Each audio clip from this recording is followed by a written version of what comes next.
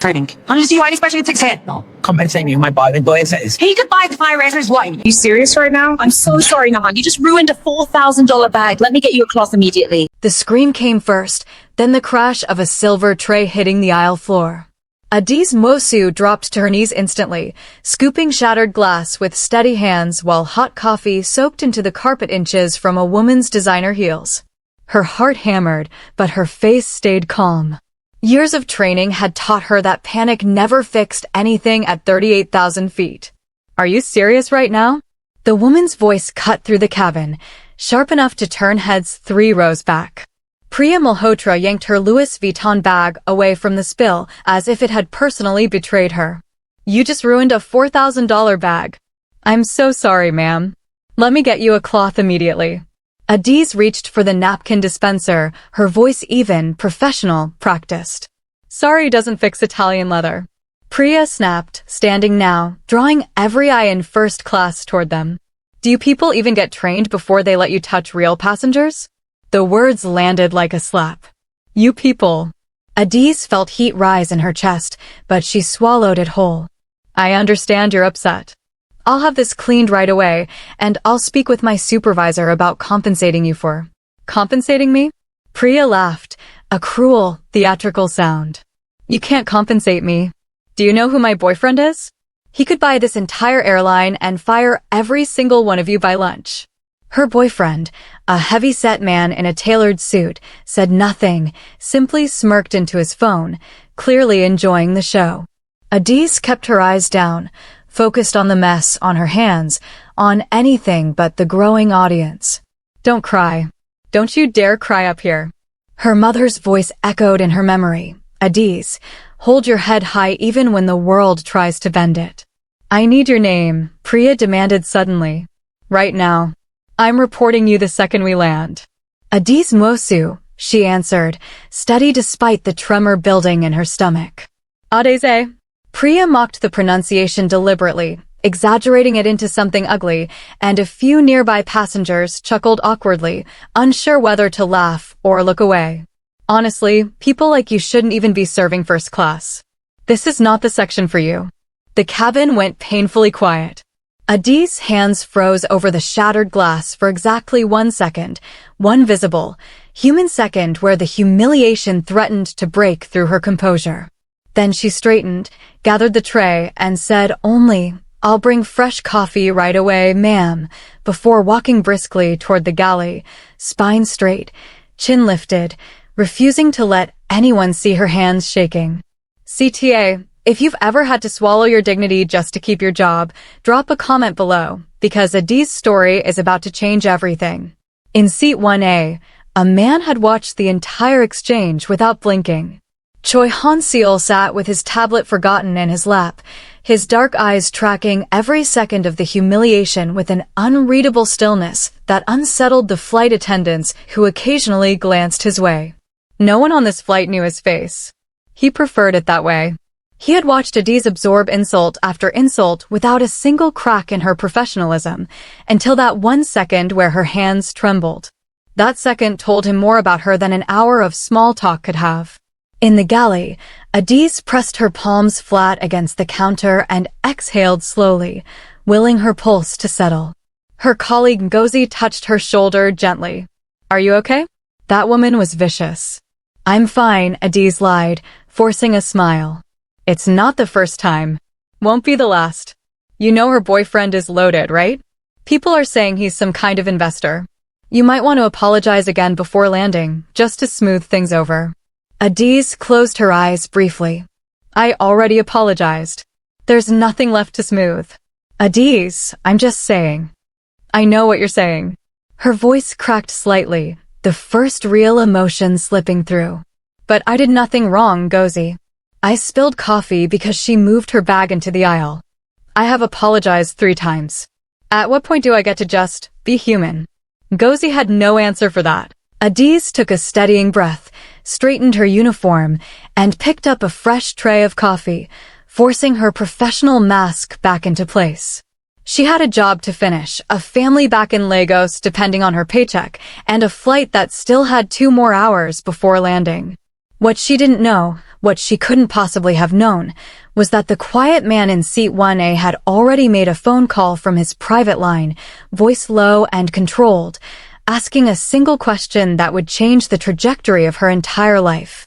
Get me everything on flight attendant Adaeze Nwosu. And find out who authorized Priya Malhotra's boyfriend's business account with us. CTA, like this video right now if you believe kindness and hard work should never go unnoticed, because what happens next is about to flip this entire flight upside down. As Adaeze made her way back down the aisle with fresh coffee, forcing a smile for passengers who had just watched her get humiliated, Han-seol closed his tablet completely, his jaw tightening with quiet, controlled fury. Priya had no idea who she had just insulted in front of. And Adaeze had no idea her entire life was about to change before this flight even landed. CTA, subscribe now so you don't miss what Han-seol does next, because when this billionaire finally speaks, no one in that cabin will ever forget it. The galley felt smaller than usual as Adaeze steadied the coffee pot in her hands, willing her fingers to stop trembling. Ngozi hovered nearby, clearly still worried, but Adaeze waved her off with a tight smile. Go check on row 14. I'll finish up here. You sure you're okay? I'm sure. She wasn't. But she had learned long ago that surviving meant performing fine even when you weren't. That was when she heard the soft clear of a throat behind her. She turned, expecting another passenger complaint, and instead found the quiet man from seat 1A standing just outside the galley curtain. Up close, he was younger than she expected, maybe early 30s, with sharp eyes that seemed to take in everything at once. "Excuse me," he said, his voice low, measured, carrying an unmistakable authority. "I don't think we've been introduced properly. What's your name?" Adaeze blinked, caught off guard. "Adaeze, sir. Adaeze Nwosu. Is there something I can get for you?" "No." He studied her for a moment longer than was comfortable. "I just wanted to make sure I had it right." Before she could ask what he meant, he turned and walked back toward the cabin, leaving her standing there, confused and slightly unsettled. CTA, comment below if you think this mysterious man is about to do something no one on that flight will forget. Han-seol returned to his seat, but he didn't sit down. Instead, he stood at the front of the cabin, and something about his posture, the sudden stillness of a man used to being obeyed without raising his voice, made the entire section fall silent. "Excuse me," he said, addressing the cabin generally, though his eyes settled directly on Priya. "I couldn't help but overhear the earlier conversation." Priya straightened, immediately defensive. "Excuse me? Who even are you?" "Choi Han-seol." He let the name sit in the air for exactly 3 seconds. "I own this airline." The cabin seemed to inhale all at once. Priya's boyfriend, who had been smirking into his phone moments earlier, went pale and sat up straight, nearly dropping his device. "You what?" Priya's voice lost all its earlier venom, replaced by something closer to panic. I wasn't trying to." "You called one of my staff incompetent," Han-seol continued, his voice never rising, which somehow made it more unnerving. "You mocked her name in front of an entire cabin. You threatened her job over a spilled coffee that happened because your bag was in the aisle. I watched the entire incident. She apologized to you 3 times for something that was not her fault." "Sir, please, I'm not finished."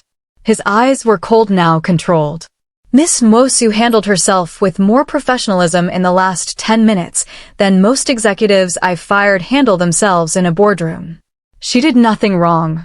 You, on the other hand, humiliated a member of my staff for entertainment. Priya's boyfriend leaned forward, suddenly desperate. "Mr. Choi, sir, I had no idea. We can absolutely smooth this over if there's anything." "There's nothing to smooth over," Han-seol cut him off. "I don't need your apology. I need you to remember this the next time you think cruelty comes without consequences." He turned and walked back toward his seat, leaving Priya frozen, mortified, the entire cabin's eyes on her now instead. CTA, if you believe respect should never depend on how much money someone has, smash that like button right now because Adaeze's moment is coming. In the galley, Adaeze had no idea what had just happened.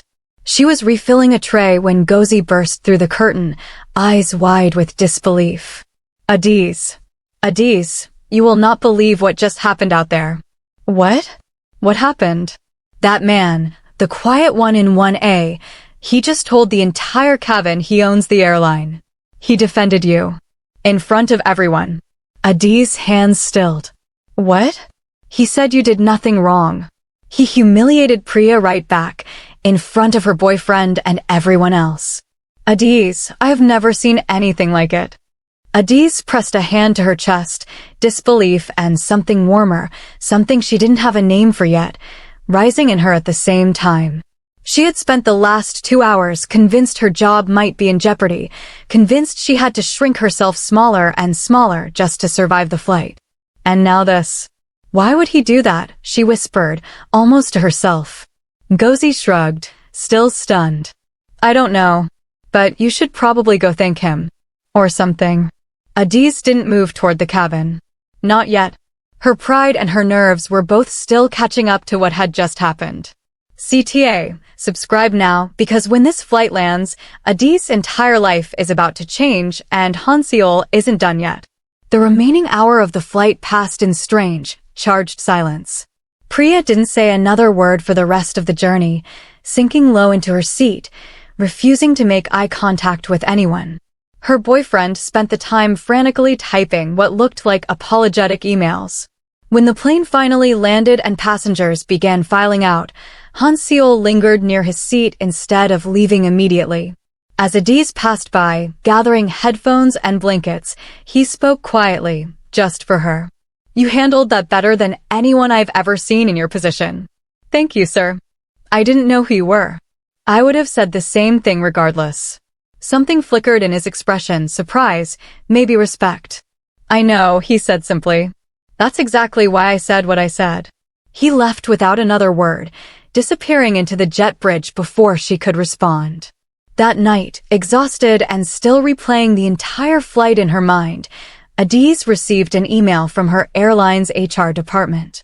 Her eyes widened as she read the subject line twice to make sure she wasn't imagining it. Immediate reassignment. Private Charter Division, effective next rotation.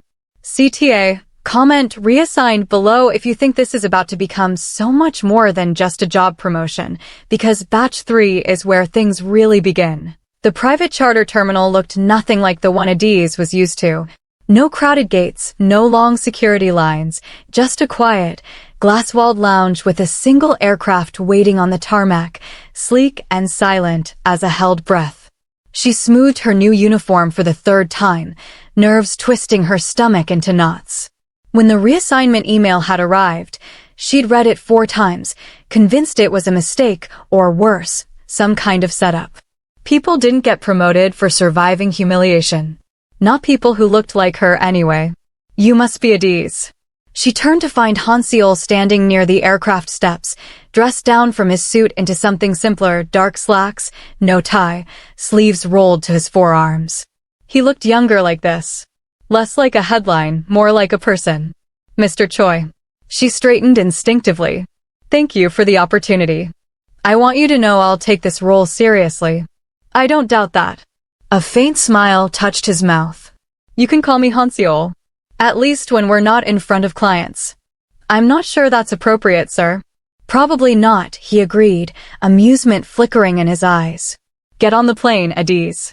The flight was unlike anything she'd worked before. No passengers to serve, no scripted apologies to rehearse, just Han-seol, 2 quiet security personnel, and the low hum of the engines. Somewhere over the 2nd hour, he set down the documents he'd been reading and looked at her directly. Can I ask you something? Of course. Why didn't you defend yourself back there? On the first flight. You apologized 3 times for something that clearly wasn't your fault. Adaeze considered the question carefully before answering. Because in my job, defending myself costs more than staying silent does. If I had raised my voice back at her, I would have been the one written up. Not her. Something dark passed behind his eyes. That's exactly the kind of world I grew up trying to escape. What do you mean? He hesitated, and for a moment she thought he wouldn't answer.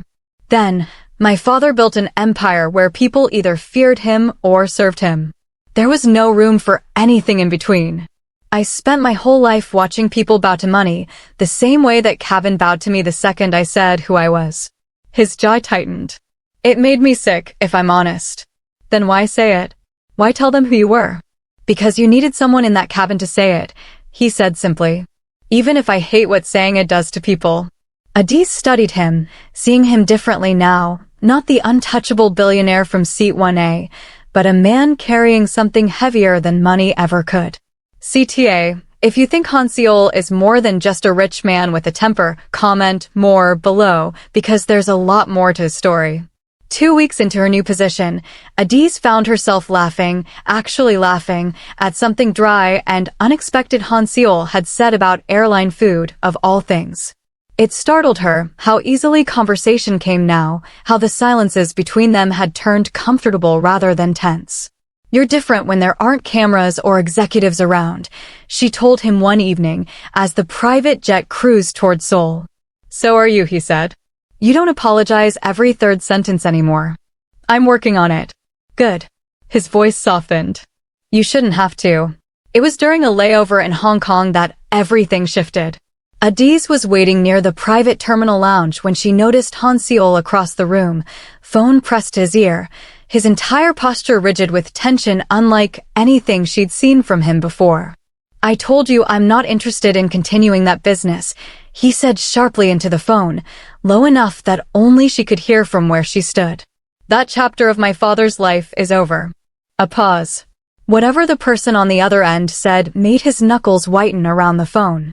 That's not a threat you want to make, he said, voice suddenly ice-cold, unfamiliar. Tell him I said that myself. He ended the call and stood there for a long moment, breathing hard, before he noticed Adaeze watching him. Is everything all right? She asked carefully. Family business, he said, forcing his expression back into something neutral. Nothing you need to worry about. But later that night, as their car pulled away from a private meeting Han-seol had attended alone, a black sedan blocked their path briefly, just long enough for a man to step out, hand a folded note through the window to Han-seol's driver, and disappear back into the dark before security could react. Han-seol read the note in silence, his face draining of color. Han-seol, Adaeze said quietly. What is that? He folded the note and slid it into his jacket without answering right away. When he finally spoke, his voice had none of its usual composure. It's a warning, he admitted. From people who don't take rejection well. Rejection of what? My father built more than an airline, Adaeze. His eyes met hers, and for the first time, she saw real fear behind them. He built connections I've spent 5 years trying to walk away from. And apparently, some people don't think I'm allowed to leave. CTA, subscribe now, because Han-seol's world is far more dangerous than anyone imagined, and Adaeze is about to be pulled into the middle of it. That night, back at the hotel, Han-seol knocked softly on her door long after midnight. When she opened it, he looked exhausted in a way she hadn't seen before, not tired from work, but tired from carrying something for far too long alone. I shouldn't be here, he said. It's not safe for you to be associated with me right now. Then why are you here? He was quiet for a long moment. Because for the first time in my life, someone looks at me like I'm a person instead of a name attached to money and fear. And I didn't want to lose that without at least telling you the truth. Then tell me, Adaeze said softly. All of it. And for the next hour, sitting across from each other in a dimly lit hotel room, Han-seol finally did the empire his father built on threats and blood money, the expectations he'd spent years running from, and the rival family now circling because he dared to say no. By the time he finished, Adaeze understood two things clearly. She was falling for a man whose world could get her killed, and she had absolutely no intention of walking away. CTA, comment stay below if you think Adaeze should stand by him no matter the danger, because in the next batch, everything comes to a head. Priya's name was the last one Adaeze expected to hear again, until it appeared in a private security report. Han-seol slid across the table one morning, his face grim. She's been talking to the Jang family, he said. Feeding them information. About the airline. About me. About you. Adaze's stomach dropped. Me? Why would anyone care about me? Because they've figured out you matter to me, Han-seol said quietly. And in my father's world, anything that matters to you becomes a weapon someone else can use. She wanted to argue, to insist she wasn't important enough to be a target, but the look on his face told her the danger was very real. Priya, humiliated and desperate to matter to someone powerful again, had apparently found her way into the orbit of the very family Han-seol had spent years trying to escape. What do they want? Adaeze asked. Control, he said simply. Of the business. Of me. And apparently now leverage over anyone I care about. CTA, comment danger below if you think Priya just made the worst mistake of her life, because things are about to escalate fast.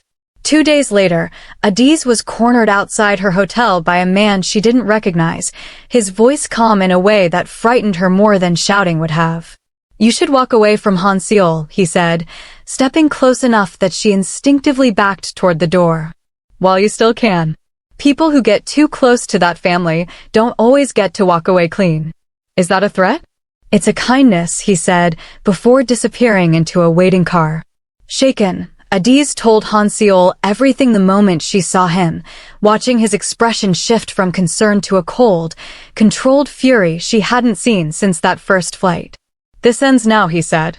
Han-seol, don't do anything reckless. I'm done being reckless by staying silent, he said.